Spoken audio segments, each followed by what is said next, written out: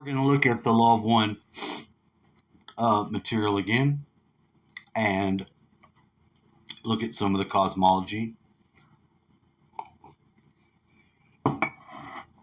Because what if you had no idea of anything?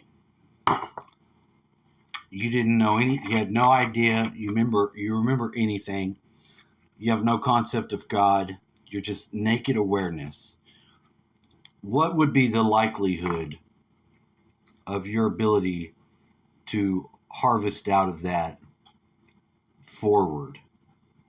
Do you think you would just be able to go, it would be no problem? Is it a phenomenon and a miracle that we have any idea of what is going on here? Does this sound like bullshit to you? One of the concepts introduced, we'll just say like this. So it goes from, you have 7 densities within the octave, and the octave is our universe. So we're currently at 3rd density. We're 3rd density beings. It corresponds roughly to your chakras. You have 1st density, you have the root chakra, Muladhara, the red one, and that's like the density of something becoming it's actually the density of wind, air, fire, and earth. Those things become centers of consciousness, but they're not so much self-aware.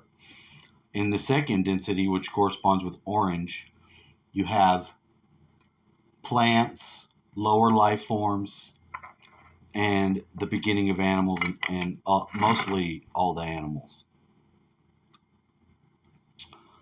And they don't have a sense of individual self, but they can be invested that. Like if you have a dog and you name your dog Bubba, and you treat Bubba like a person, you say his name, you're investing the 3D qualities of the humanness onto your pet, so it's going to help them evolve and bring them up. I gotta shoot this cat in the face for peeing on the floor.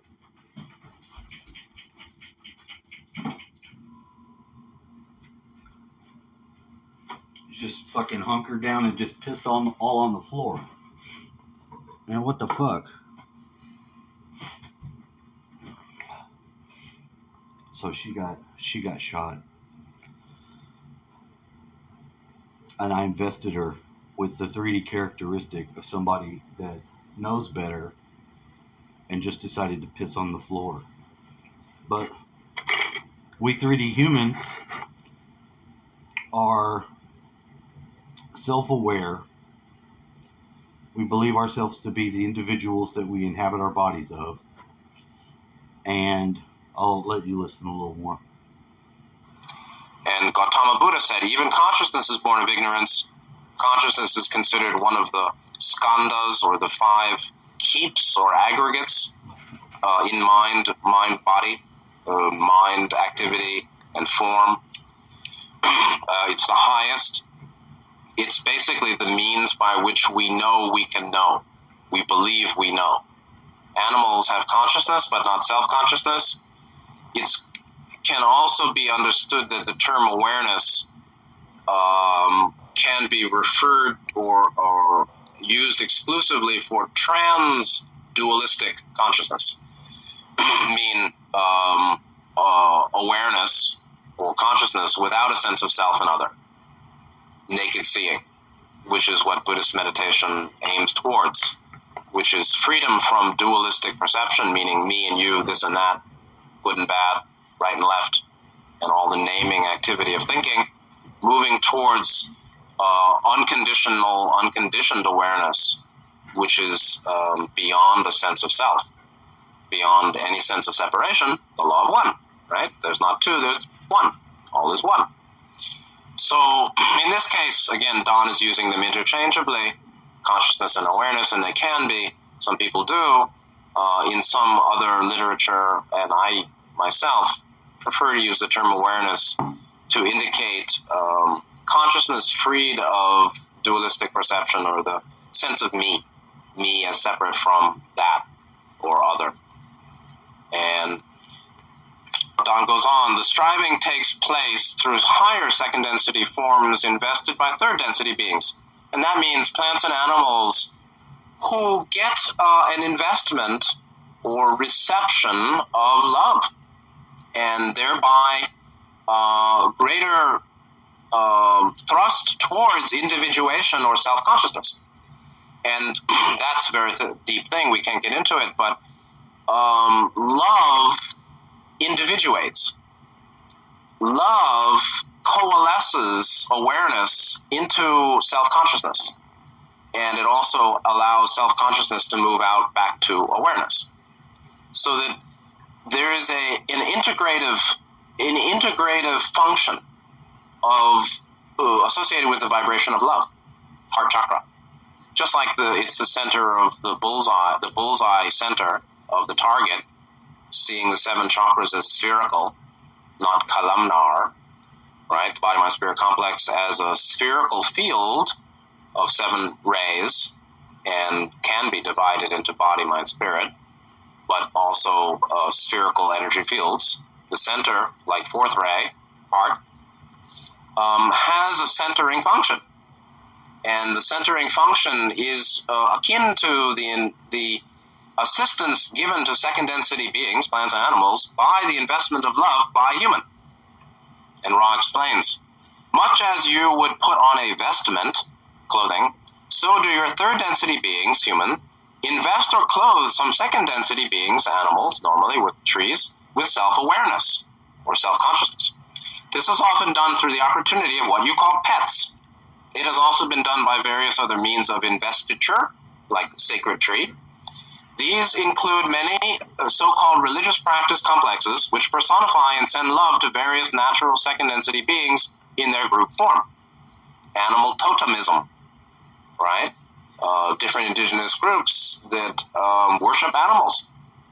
That can be assisting to the second density animals to help them develop a sense of self.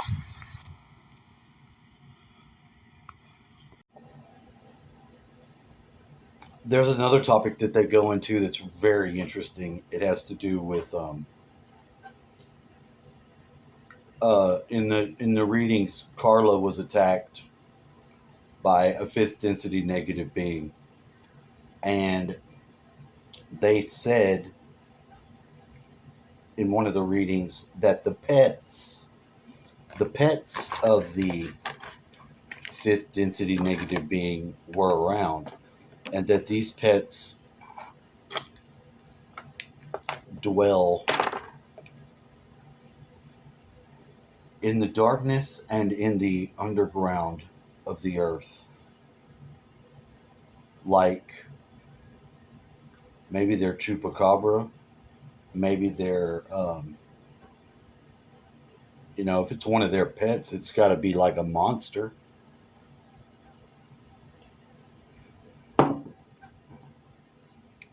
Because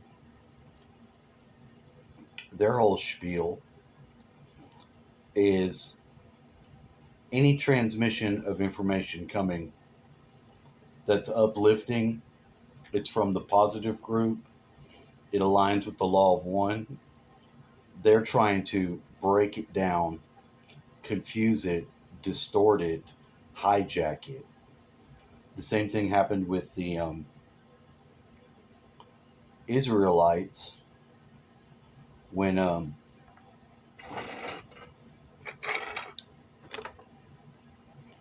they were going through the Exodus. They got hijacked by the negative archonic Yahweh, which is not a positive being at all. But the Orions hacked the name of Yahweh and have used it.